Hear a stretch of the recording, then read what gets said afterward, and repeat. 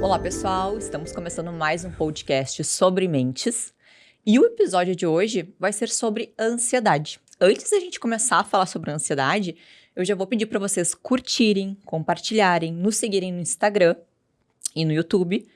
E hoje, né, Fê, a gente vai começar trazendo sobre um assunto que é muito falado. Hoje em dia está sendo muito falado, né, porque a prevalência de pessoas com ansiedade está cada vez maior, né? Ansiedade, depressão. Então, achamos bem importante trazer mais um pouquinho de ansiedade aqui no nosso podcast. Provavelmente vai ter outros episódios também relacionados à ansiedade, porque a gente sabe que esse tema está sendo bem relevante hoje em dia, né? Sim, e o Brasil é o país com maior incidência de transtornos de ansiedade do mundo, né? É o Brasil.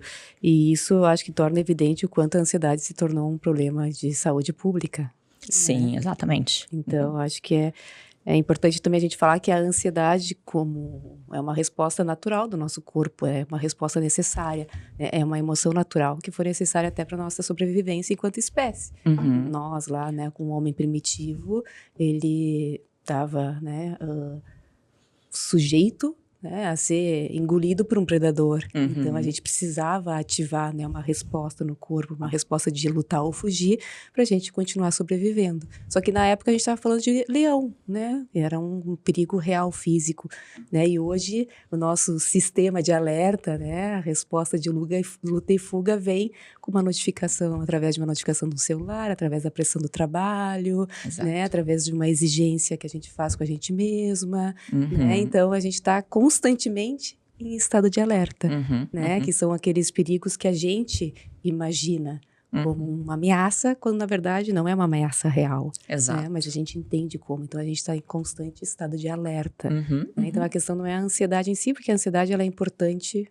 né, para nossa sobrevivência, para nos alertar daquilo que é importante, para nos preparar. O problema é como a gente se relaciona com isso. Exato. Exato, né? Hoje em dia, né, nós estamos cercados de estímulos hiperdopaminérgicos, estímulos muito rápidos, muito fáceis.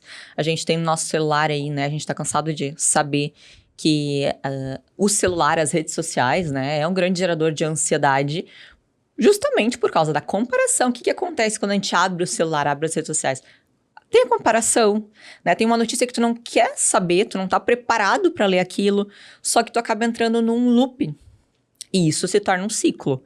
Quando tu vê, tu tá ali, né? Então, a gente fala muito no ciclo, né, Fê? O gatilho, comportamento e recompensa. Então, ansiedade a gente pode entender também como um hábito, gente. É um hábito. Por que é um hábito? Porque tudo que é gatilho, comportamento e recompensa é um hábito. E quando eu vejo, eu tô ali, eu entrei nesse looping, sem me dar por conta. Por isso que, olha como é importante a gente ter consciência do ambiente que a gente vive, né? E muitas vezes a gente não se dá por conta. Então, eu fico habituado em ser ansioso. Porque, tá, mas qual é a recompensa da ansiedade, Jéssica? É a preocupação. É a preocupação. Quando eu tô preocupado, aquilo é recompensador pra mim. Parece que não, mas nem sempre uma recompensa é boa, de alívio.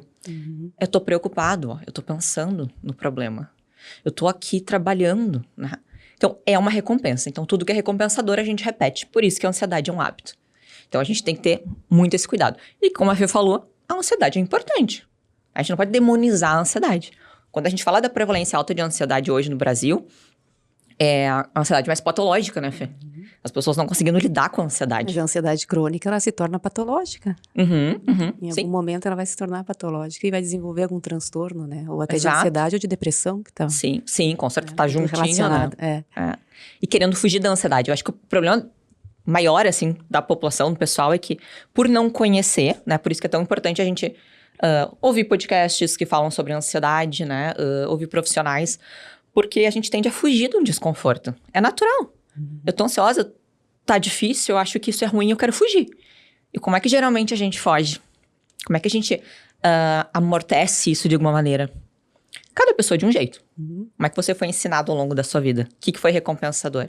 Pode ser a comida, pode ser o celular, né? Assistir um vídeo, pode ser dormir, pode ser compras. Tem muitas formas, né, Fê? E isso também se torna um hábito. Eu vou lá e vou comprar e vou aliviar. Vou lá comprar e aliviar. Então notem. E aí tu acaba perpetuando o ciclo da ansiedade. Perpetua. E fica cada vez mais ansiosa. E por que aumenta a ansiedade? Porque tu tá fugindo do problema. Do problema em si, que é olhar pro que tu tá sentindo. Eu tô me esquivando. No momento que eu vou lá e faço compras por estar ansiosa, eu vou lá e assisto um vídeo, eu tô me esquivando de algo. Por que eu tô ansiosa? Então, quando a ansiedade apareceu, eu preciso olhar pra ela. Por que eu tô ansiosa? Ah, porque eu tenho uma apresentação. Ah, porque tem um desafio aí pela frente. Eu tô ansiosa. Bom, mas no momento em que eu não olho pra isso, fugindo ou tendo estratégias compensatórias, eu tô me esquivando.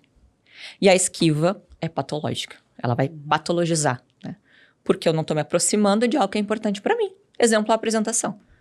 Exemplo, sei lá, uma conversa importante que tá me deixando mais ansiosa. E eu vou ficando cada vez mais ansiosa. Porque eu não tô me aproximando de um valor que aquilo eu preciso fazer, é importante pra mim. E a ansiedade tá sinalizando que aquilo é meio perigoso, talvez. Cuida, se prepara. E eu não tô olhando pra ela. Eu simplesmente tô indo lá e compensando com outras coisas. Porque eu acho que eu não vou dar conta daquilo. Porque é difícil mesmo. Sim. Né? A vida é difícil, né? Sempre trago isso. E eu até anotei aqui para não esquecer o que mais gera ansiedade hoje, assim, né? Ao menos nas coisas que eu levantei aqui como possibilidade. Eu acho que também o advento, assim, que veio muito mais pela pandemia do trabalho remoto, né? A gente fala muito hoje só de redes sociais e tal, mas eu acho que vai para além disso, né?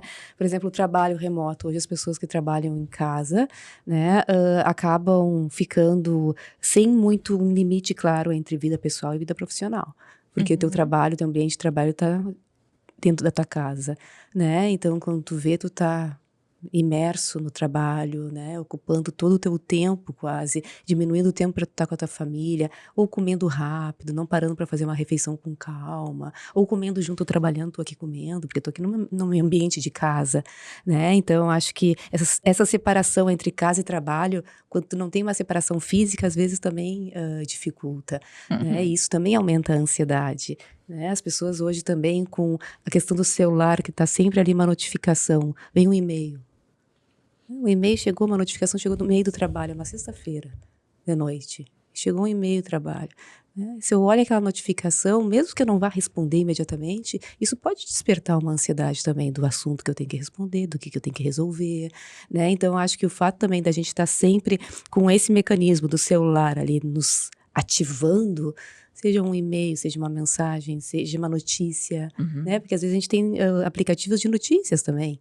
Né? Vem uma notícia ruim, né? Isso também consome a nossa energia mental, isso também nos faz ficar ansiosos, né? Então, acho que a sobrecarga de trabalho, né? Hoje a gente vê pessoas completamente esgotadas, né? Desenvolvendo quase um burnout, né? Muita pressão, muita competição, muita comparação, muita exigência também, né? Penso em jovens aí que estão, às vezes, né, finalizando o ensino educacional ou fazendo uma faculdade já angustiados, ansiosos para entrar nesse mundo do trabalho, nesse mundo competitivo, nesse mundo acelerado, que só busca produtividade, né? Então, acho que a gente fala para além só das redes sociais como um mundo hoje está, né? O mundo está ansioso, né? As pessoas estão querendo tudo muito rápido, tudo muito fácil, né? As relações muito superficiais, né? Às vezes até não sou nada contra aplicativos de relacionamento, tenho várias pacientes que utilizam, e eu sou a favor porque o aplicativo também é uma forma de poder te relacionar, né? Mas o quanto isso também às vezes, né, afasta o convívio pessoal, acostuma, né? Ali a sedução, o diálogo, o olho no olho, né? Então as pessoas também Aqui têm agora, mais né? facilidade em não gostei do Paulo, já vou falar com o Ricardo, né? Aquela troca muito rápida, né? Relações muito líquidas. Então eu acho que o contexto todo, assim, eu acho que hoje propicia, né? Por isso que eu falo que a ansiedade acho que é um problema de saúde pública, né? Para a gente poder realmente amenizar um pouco essa emoção que está tão forte hoje nas nossas vidas e na vida de todos nós. Eu acho que ninguém, eu falo aqui tranquilamente, acho que ninguém está ileso da ansiedade. Não. Acho que todos nós hoje temos, né, a ansiedade como desconforto na vida. Com certeza. A diferença é saber lidar ou não. E agora, tu falou, fiquei pensando em várias coisas, né? Tu me trouxe muita questão da sociedade hoje em dia, da tecnologia, de tudo ser muito fácil, relacionamentos muito rápidos e fáceis, líquidos. A gente já teve, se eu não me engano, um episódio sobre isso. O que a gente tá querendo trazer? A dificuldade da gente estar no aqui e agora. Né? Quando é que eu consigo estar conectado com o agora, com o hoje? Com os meus 5 sentidos. Como é que eu tô me sentindo? Como é que tá essa conexão? Onde é que eu tô agora? Por que eu tô aqui? A gente tá sempre pensando lá na frente, né? Então, eu tô aqui conversando com a pessoa e vou passar para outra porque eu acho que não vai dar certo. E está sempre pensando lá no futuro. Esse é o problema. Quando a gente fica muito apegado ao futuro, a gente vai criando situações muito hipotéticas, fantasiosas, que não existem, né? Porque a gente não tem certeza sobre isso. O que vai acontecer no futuro? Não sei, depende muito de quem é você agora. E será que tu consegue estar no agora? A gente sabe que é difícil, que a gente falou. É difícil. Quem não sofre de ansiedade hoje, né? Porque o mundo meio que tá colaborando pra gente ter problemas de ansiedade. Pra gente fugir da ansiedade. O mundo tá colaborando muito pra isso. Então, quer ficar mais tranquilo? Peça essa comida agora. Quer ficar mais tranquilo? Compre isso agora. Né? Tá cheio de coisas. Então, tá sendo muito difícil da gente entender, por que eu vou estar presente? Por quê? Se tem estratégias para eu conseguir fugir rápido. Porque o alívio é muito bom. E é uma recompensa muito rápida e fácil. Quem não quer se aliviar? Então, a gente entende. Né? A gente super entende.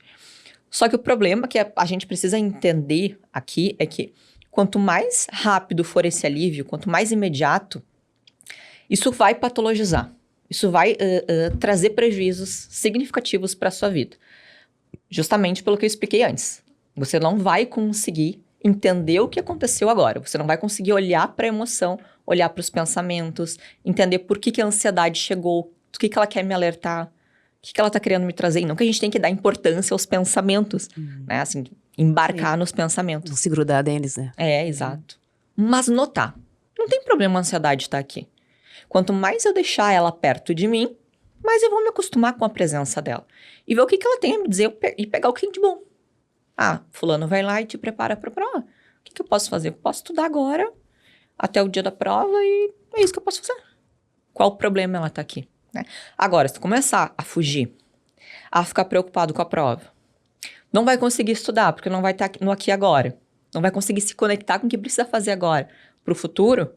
Aí realmente vai aumentar, a ansiedade vai crescer, porque você vai estar numa luta, né? E vai estar usando estratégias compensatórias de alívio, né, Fê? O que vai virar um hábito. E às vezes a gente já acorda, a gente primeiro hábito, muitas vezes, que a gente tem, assim, e que eu acho que já é um gatilho inicial, assim, para tu iniciar teu dia ansioso. E eu falo porque muitas vezes eu fiz isso, e talvez hoje muito menos, porque eu tenho um filho que me acorda, mamãe, eu tenho que ir lá e levantar, não posso ficar ali esperando quando eu quero levantar, meu filho tá me chamando. Mas muitas vezes o celular tá aqui do lado, tocou o despertador, me despertou. Olha, quem não se identifica com isso?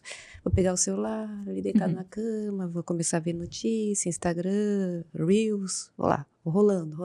Aí nisso eu vejo uma notícia ruim, eu vejo uma notificação de um e-mail do trabalho já me cobrando alguma coisa, eu vejo um amigo que postou que tá lá numa viagem, numa praia, eu tô aqui, tendo que trabalhar, tendo um monte de problema para resolver, né? Já vem uma comparação, que vida que ruim que eu tenho aqui, meu amigo tá lá na praia, em plena quarta-feira, lá na Bahia, né? Uma notícia ruim que chegou aqui, né? Um e-mail me cobrando trabalho, e aí eu fico ali, né? Já acordo como?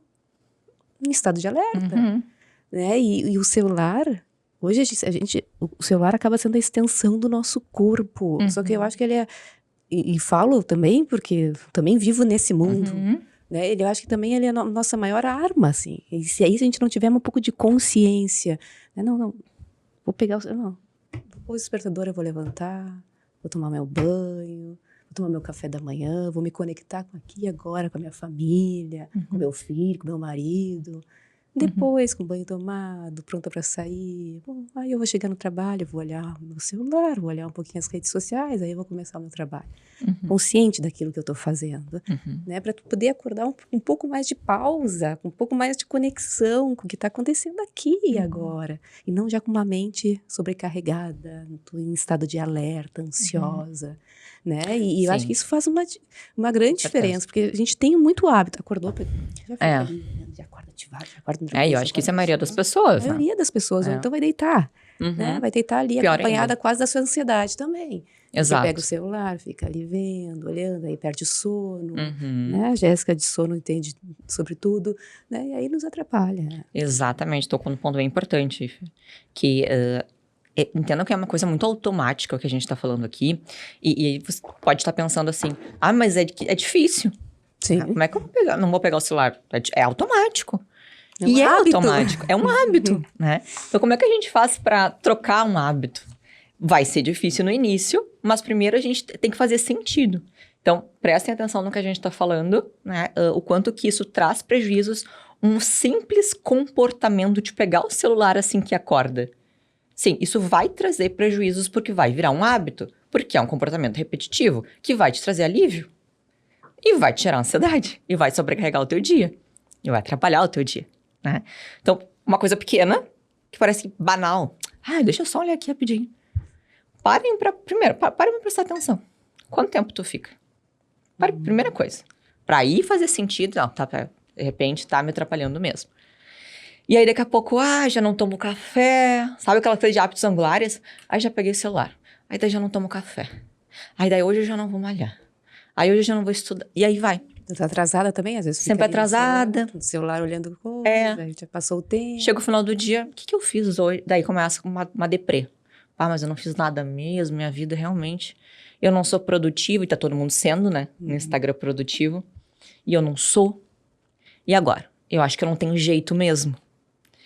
Mas então, o que você consegue fazer pra engrenar nisso?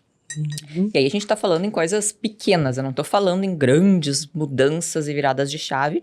É óbvio que vai ser desconfortável, porque a gente tá trazendo aqui muitos exemplos de estratégias compensatórias de alívio.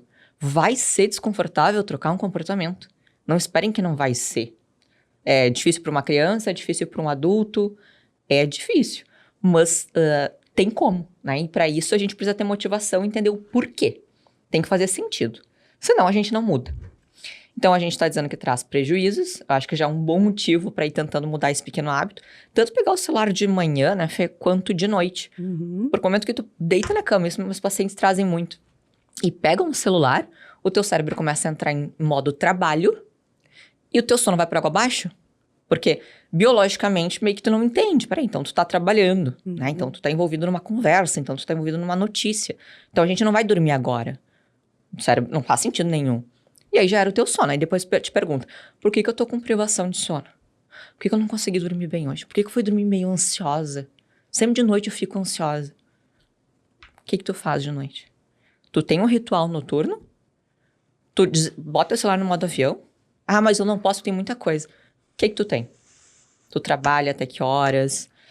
Será que tem a possibilidade de trabalhar até, sei lá, 8 da noite e diminuindo, né, o tempo e conseguindo fazer um ritual noturno melhor? No sentido de começar lá por 9h30, 10 horas, criar um ritual de tomar um chá, baixar as luzes, né? E ir relaxando. Porque a gente precisa dar esse comando pro nosso cérebro de relaxar. E eu tô tocando nesse ponto do sono agora, porque não tem como a gente falar de ansiedade sem tocar em sono. É uma base, assim. Se eu não durmo bem, o que acontece? Estresse. Tá suja a minha cabeça. E se eu tô estressado, eu vou ficar ansiosa, porque as informações que eu tenho vão ficar meio embananadas, meio confusas ao longo do dia. Não vai estar limpo. Então eu vou juntar o que eu ouvi ontem, com o que eu ouvi anteontem, com o que eu tô ouvindo hoje, e meio que as coisas... Eu vou ficar muito preocupada com isso. Menos paciente, mais reativa. Então percebam que muitas coisas podem acontecer de ruim se você não tem uma boa noite de sono. Então por isso que criar bons hábitos, assim, nesse sentido, principalmente de sono, é bem importante para cuidar da nossa E falando em sono também, né, Jéssica, a gente também vive uma sociedade que glorifica a ocupação, a produtividade, Sim. o trabalho e desvaloriza o descanso. Uhum. Escuto muito principalmente de pacientes que trabalham no mundo corporativo, assim, grandes empresas. Exigência, trabalho, meta, cobrança. E elas se sentem culpadas quando...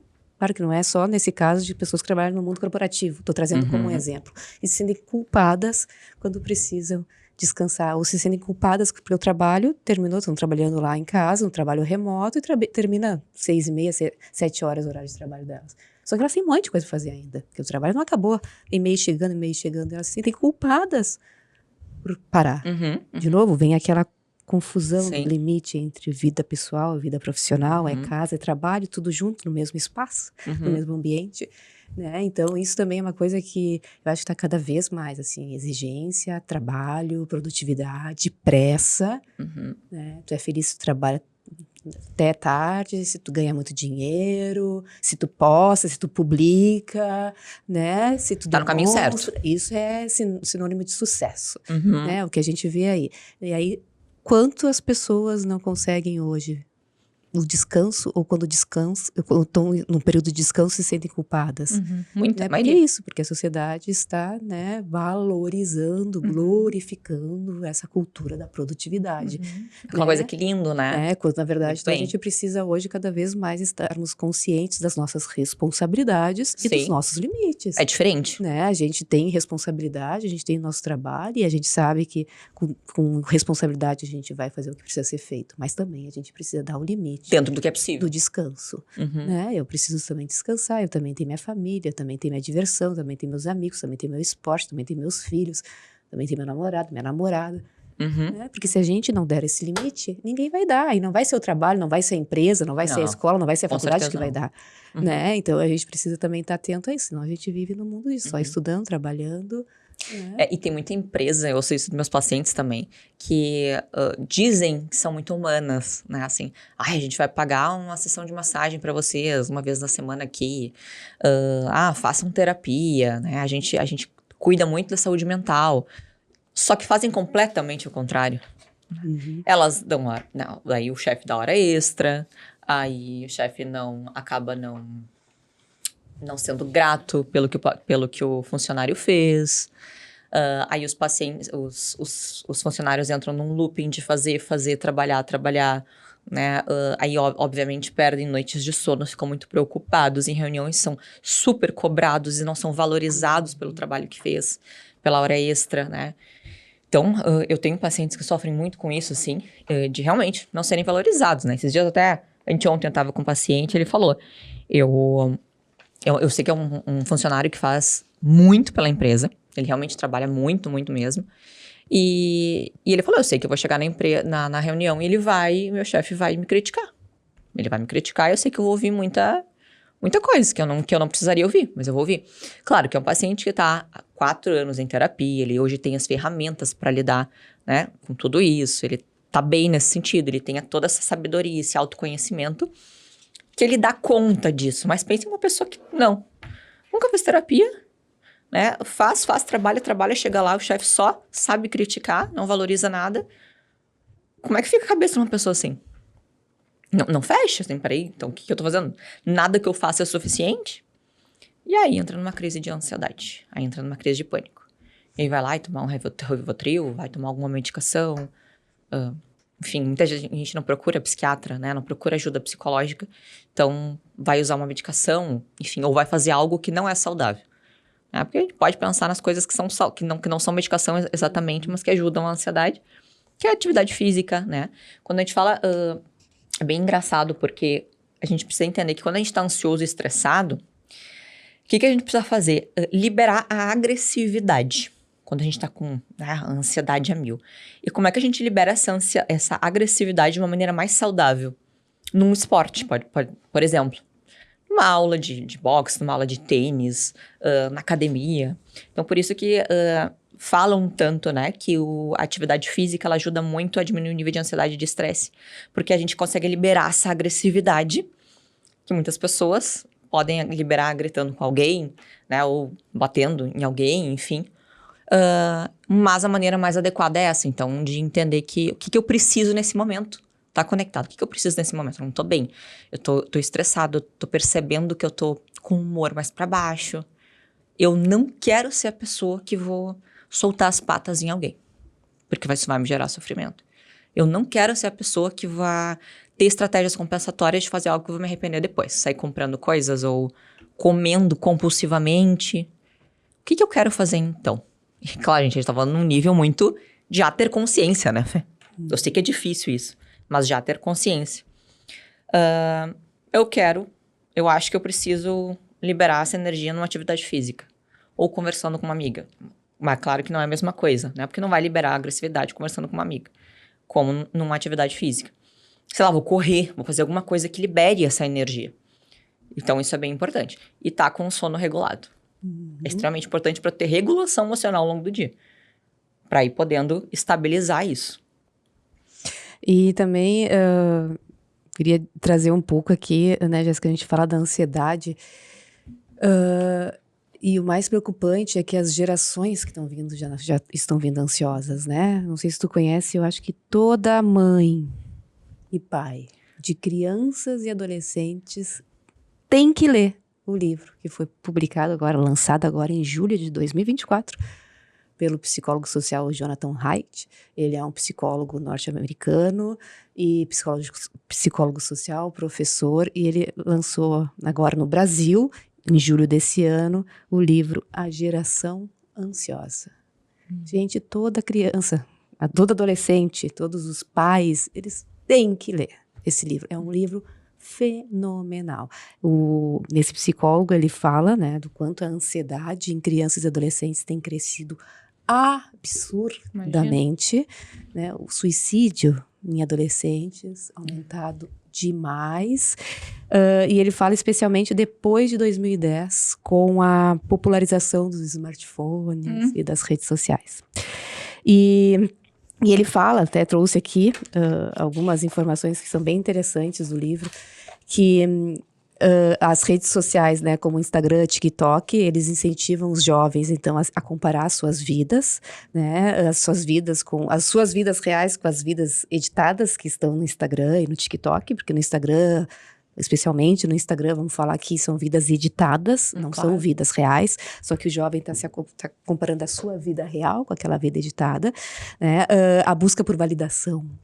Os jovens hoje estão buscando a validação através das redes sociais, das curtidas, dos comentários, né? Isso, né? Para se sentir pertencendo àquele grupo, se curtiu, se comentou, quantos amigos eu tenho, se eu fui convidado para aquela festa que aquela amiga publicou no Instagram. Então vem a busca por uma validação nas redes sociais, o bullying, né?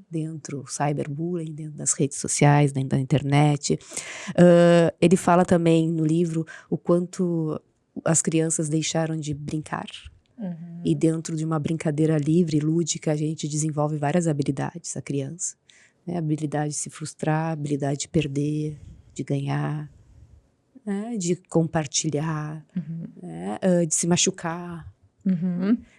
Na brincadeira, né? Então ele fala isso, o quanto as crianças deixaram, né, de brincar e o quanto isso faz com que acabam não conseguindo desenvolver habilidades que são fundamentais. Ele fala também que as crianças vivem numa bolha de proteção, né, que os pais evitam que os filhos enfrentam frustrações. Né? Pais superprotetores que estão evitando, né, cuidando demais dos seus filhos para que eles não se frustrem. E mimando demais, eu acho. Isso. E aí para que eles não se frustrem, então aí acabam, né, depois desenvolvendo uma série de dificuldades, assim, né? Ele também fala da diminuição das interações reais, das interações presenciais, das interações familiares, né? Os jovens lá presos na internet, nos jogos, né? Fechado no seu quarto, né? Conversando ali através das redes. Os pais que estão tão super protetores na vida real e não sabem o que os filhos estão utilizando na vida virtual. Né? Eu fico tão protegendo meu filho aqui agora e não tô cuidando do que ele tá fazendo, que ele passa a maior parte do tempo no mundo virtual. Né? Então acaba não monitorando também isso. E aí ele oferece assim, uma série de sugestões, né, de propostas, como a gente pode, né, lidar com essa população hoje, né, com essa geração ansiosa. Ele fala de limitar o uso de redes sociais para jovens, né, crianças, já tem tido uma discussão agora, né, de tirar celulares das crianças nas escolas. Eu sou completamente a favor, né. Ele fala também de talvez restringir o uso, assim, de Instagram, TikTok para jovens até 14, 16 anos, né, de promover esse equilíbrio digital. Então, ele não está demonizando a tecnologia, ele não está demonizando as redes, mas sim a forma. É que a gente não está sabendo usar. Exatamente.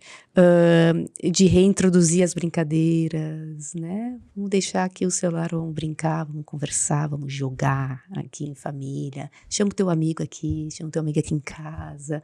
Eu lembro da minha época lá, que eu saía, morava num apartamento, claro, numa cidade do interior, eu saía descendo, porque eu era daquela que concentrava as crianças para brincar. Então, eu ia descendo, chamando uma por uma nas suas casas, a gente ia brincar na rua, na frente. Na rua, né? Então, era outro tipo, assim, de convivência, né? De interação. Ele também fala, né, do quanto a escola, o governo também precisa estar olhando para isso, que não é só responsabilidade dos pais, nem só dos educadores. Escolas, né? Do quanto também a sociedade tinha que ser um pouco... Os espaços urbanos tinham que ser mais atrativos, né? Assim, espaços que sejam convidativos para as crianças, para os jovens estarem nas ruas, né? Socializando, interagindo, convivendo. Espaços urbanizados, seguros, atrativos. Sim. Não? Então, é um livro assim, que vale muito a pena, né? Porque ele fala sobre isso, a geração Z e a geração Alfa. Geração Z, as crianças ali, jovens que nasceram de 95 até 2010. É a geração Z. A geração Alfa, crianças que nasceram jovens de 2010 até 2025. Né? Então, ele fala isso, assim, as crianças hoje, da exposição das telas, né? O quanto isso afeta nosso desenvolvimento cognitivo, de foco, de memória, de concentração. Né? Então, é um livro que eu acho que resume muito o que a gente está falando aqui, para a geração que está vindo. Né? Porque é isso, se a geração de 2010 a 2025 é a geração alfa, que ele já fala que já vive, já nasce no mundo ansioso, a criança lá com 1 ano já está sabendo pegar o telefone. Eu sei, eu tenho filho. Ele olha, tu tá usando o celular, o filho pega, ele já... Ele tá enxergando o que eu tô fazendo. Mas e as mães que não saem do celular? Exato. Como é que ela vai dar exemplo? Exatamente, porque tu não adianta falar pra criança não usa o celular se tu Eu tá já vi 24 horas no celular. Porque a criança vai dizer, não, mas o celular é bom. Claro. Né? Se a minha mãe pode. Então, não adianta também a gente pensar só, por exemplo, daqui a pouco numa escola, a escola proibir, e eu sou a favor, mas daqui a pouco proibir o uso do celular, se em casa a criança vai chegar até com uma abstinência, daqui a pouco querendo. Em casa também precisa ter uma redução, a família também tem que ser atrativa, a casa tem que ser atrativa para esse jovem. Com certeza. Quando vê, não adianta a criança não usar, o jovem não usar o celular, então lá os pais usando e nem conversam com a criança. Cada um na sua. Não querem nem interagir, não sabem o que está acontecendo no mundo privado daquele jovem. Né? Então, também a gente tem que pensar isso, porque não há nada melhor, em sentido até de dopamina, né, Jéssica, do que o celular. Não há nada que compare a dopamina, a recompensa, a satisfação, o prazer que a gente tem, do que pegar o celular. Hoje, no mundo, não tem nada que eu acho que seja mais recompensador do que ficar ali. Então, a gente tem que buscar estratégias para que seja agradável também a convivência no mundo offline. Né? Exato. E aí, esses pais têm que se informar, que nem tu falou. Mas tem que ler, tem que se informar. E o problema é, as mães que tu vê nas redes sociais, né, as grandes influencers aí, As crianças, qual o exemplo, né? As criancinhas tão jovens, assim, já sendo influencers, sabe? As crianças nem Exatamente. estão falando, né? Não sou contra. Não sabe nem sequer a coisa do filho, não é nada disso, mas é quando a criança se torna o protagonista, já tem uma página, acho que tem que cuidar. Uma grande responsabilidade, né? Criança tem que ser criança. E o que é ser criança? É poder brincar, né? É aprender, é ralar o joelho na rua, né? Que hoje em dia não tem mais criança com o joelho ralado, né? É só nas telas, dentro de casa ali do apartamento. E como é que será que essas crianças se sentem vendo a mãe ali, no mundo fechado, no celular? Eu já presenciei inúmeras cenas disso na rua.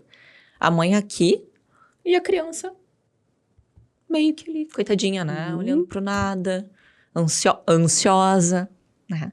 O que aquilo representa? Minha mãe não tá nem aí pra mim. Exato. Eu não sou importante. E aí a gente tem que ter cuidado. Como é que vai crescer um ser humano desse? Vai desenvolver até a autoestima também dessa criança. Sim, porque se eu não sou importante pra minha mãe, pra quem que eu vou ser? Né? E aí vem os problemas de ansiedade, depressão, Exatamente. E eu não sou nada... não sou nada rígida, no sentido de que a criança não pode usar o celular, não pode ver um desenho. Meu filho muitas vezes vê um desenho, vários momentos já pegou meu celular enquanto tô precisando de alguma coisa, mas assim, são momentos pontuais que é a vida real. Né? A gente também tem que falar da vida real, né? Muitas vezes é necessário, mas isso é algo específico, algo pontual, algo controlado, algo feito consciente. Não já utilizar como um hábito, toda hora eu tô no celular, toda hora é isso que me satisfaz, é isso que eu brinco, é com isso que eu me divirto, né? Eu tô aqui falando de um excesso, e ele fala isso. Né? Não, ele também não traz aqui a apologia, não pode mexer, né? É como essa criança tem acesso à quantidade de tempo que ela fica ali, né, frente às telas. Já entende a negligência da mãe por ela estar ali. Isso, né? isso. Então, eu ouvi falar, tem um estudo, né, que saiu, eu acho que é um estudo bem recente, que mostrou que nunca se teve uma geração com tão pouca capacidade cognitiva como a Z, se eu não me engano. Né? E essa alfa também, né? Porque tá pior ainda, né? E ainda agora com inteligência artificial. Sim. Eles não utilizam, né? Não trabalham a mente. Exato. Então, olha o quão preocupante é o que vai ser, né? Para os próximos anos. Porque é pouca capacidade cognitiva, justamente porque a criança já nasce, já cresce no meio de muitos estímulos, de muita informação. Olha quanta informação que daqui a pouco nem é para a criança saber. E aí, falta de aqui agora, falta de conexão, falta daquilo que a criança precisa, que é a conexão com os pais, com os amiguinhos, que é isso que, né, que a gente trouxe de poder caminhar na rua, de poder brincar, ter horário de brincar, ter horário de aprender. E tá no aqui e agora. Porque tudo que tu trouxe agora mostra que a criança, a única coisa que ela não tá é presente, é conectada com as pessoas importantes para ela, né? Que deveriam ter esse olhar mais atento, né? Claro que a gente não tá querendo ser super exigentes, né? Com as mães, que a gente sabe que não é fácil, né? Ser mãe. Mas de ter esse olhar um pouco mais atento. Justamente para ter esse cuidado com o seu filho. Né? Então, é muito difícil hoje a gente tá presente, porque a sociedade quer que a gente esteja sempre justamente com esses hiperestímulos, né, próximos disso. Então, a gente tem que ter esse cuidado de entender que a ansiedade ela é importante, né, certo nível, mas não saber lidar com ela, o que significa? Eu fugir dela, eu lutar, eu entender que a ansiedade é um grande problema, e aí eu me afasto daquilo que é importante para mim. Eu acabo me afastando da pessoa que eu desejo me tornar e até muitas vezes esquecendo do que é importante para mim. Dos meus valores, né? Eu acaba ficando um pouco confuso, né? Um pouco nebuloso. O que eu quero, afinal? Porque às vezes tu tá num ciclo de hábitos de ansiedade, buscando só situações que te geram alívio, que em determinado momento, tu tá num momento da tua vida que tu nem sabe se é aquilo que tu quer.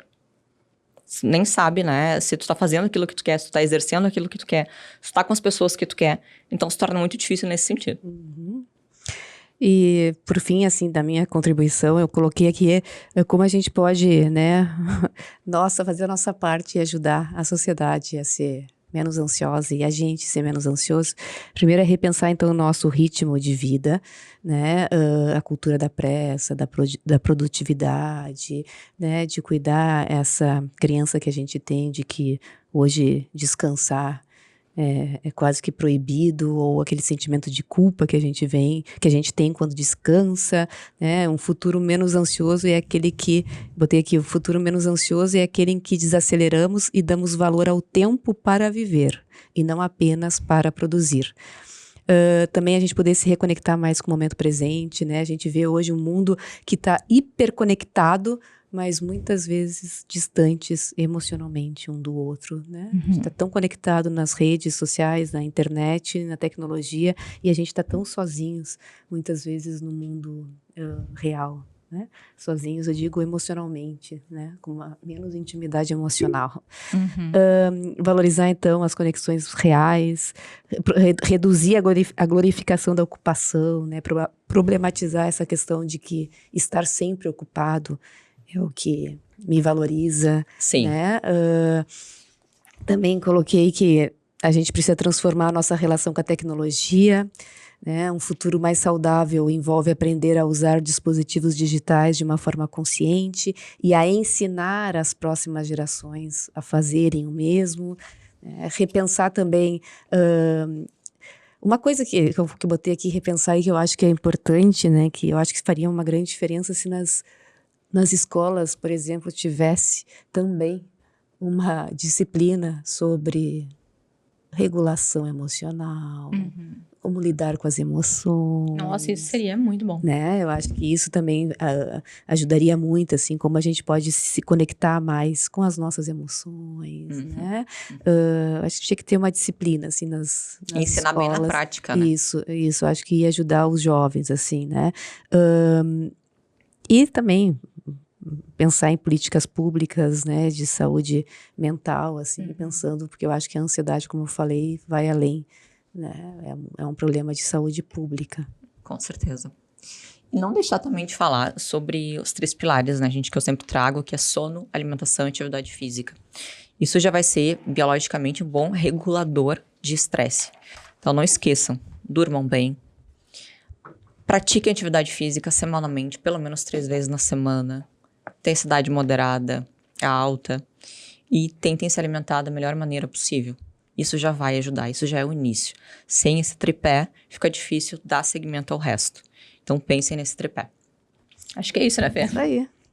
Então tá, até o próximo episódio. E não esqueçam de curtir, compartilhar, nos seguir no Instagram. E se inscrever no canal. E se inscrever no canal, isso aí. Beijo. Beijo.